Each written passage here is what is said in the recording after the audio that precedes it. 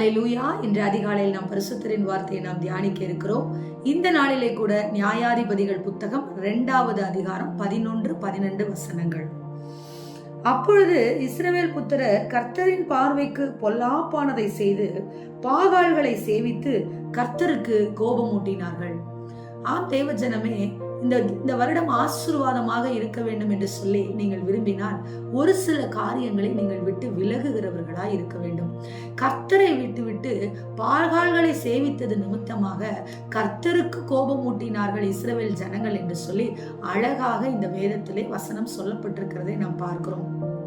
கர்த்தரை மறந்து, கர்த்தருடைய வார்த்தையை மறந்து மனிதனுடைய வார்த்தைக்கு செவி கொடுத்தாலும், மற்ற கிரியைகளுக்கு நாம் செவி கொடுத்தாலும், சிருஷ்டிகரை, நம்மை படைத்தவரை விட்டுவிட்டு படைப்புகளை நாம் வணங்கினாலும் தேவனுக்கு கோபம் ஊட்டுகிறவர்களாய் இருக்கிறோம். அப்படிப்பட்ட தேவனுடைய கோபம் நம் மீது இருந்தால் நம் வாழ்க்கையிலே நாம் எப்படிதான் ஜெபித்தாலும், எப்படிதான் உபவாசம் இருந்தாலும் ஒன்றுமே வாய்க்காததாய் போய்விடும். ஆம் தேவ ஜனமே, உலக உறவிலே நம்முடைய பிள்ளைகள், நாம் பெற்றெடுத்த பிள்ளைகள் நம்மை தகப்பன் தாய் என்று சொல்லாதபடிக்கு நமக்கு எதிராளியா இருக்கக்கூடிய ஒருவர்களிடத்திலே ஐக்கியமா இருந்து தகப்பன் தாய் என்று சொல்லி, அம்மா அப்பா என்று சொல்லி கூப்பிடும் பொழுது நம்முடைய இருதயம் எப்படி இருக்கும்?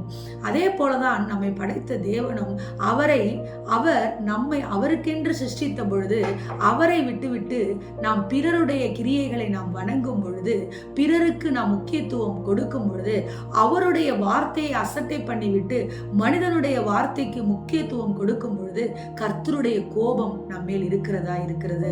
இந்த வருடத்திலே இந்த காரியங்களிலிருந்து நீங்கள் சற்று விலகி நீங்கள் உங்களையே புதுப்பித்துக் கொள்ளுங்கள். கர்த்தருக்கு மனுஷன் கோபம் ஊட்டினால் என்ன ஆகும்? அவருடைய கோபம் ஒரு நிமிடம்தான். ஒரு நிமிடத்திலே சொதம் குமர பட்டணம் அழிந்து போனது. ஆதாம் ஏவாள் ஏதேன் தோட்டத்தை விட்டு வெளியே வந்ததை நாம் பார்க்கிறோம். இன்னும் பல காரியங்களை நாம் சொல்ல முடியும்.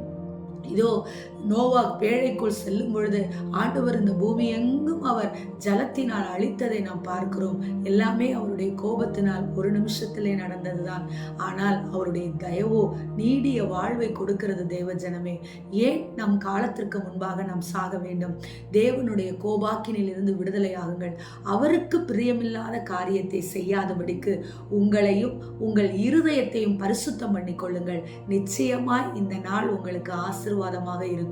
ஆமென். ஸ்தோத்திரம். எங்களை நேசிக்கிற எங்கள் நல்ல தகப்பனே, இந்த நாளிலே நாங்கள் கேட்ட வார்த்தையின் பிரகாரமாக தகப்பனே, உம்மை விட்டு நாங்கள் வேற எந்த கிரியைகளுக்கு முக்கியத்துவம் கொடுக்காதபடிக்கு, உம்முடைய வார்த்தையை மறந்து வேற எந்த வார்த்தையும் நாங்கள் அப்பா இருதயத்திலே பதிக்காதபடிக்கு உம்மை நாங்கள் முழுமையாய் பின்பற்றி ராஜா உம்மையே நாங்கள் சேவிக்கிறவர்களாக இருப்போம் என்று சொல்லி இந்த காலை நேரத்திலே உங்க சமூகத்துக்கு வந்து நிற்கிறோம் அப்பா.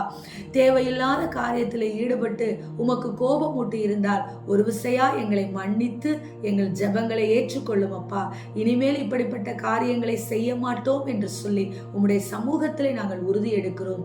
இயேசுவின் நாமத்தில் நாங்கள் ஜெபிக்கிறோம் நல்ல பிதாவே. Amen. Praise the lord. Hallelujah.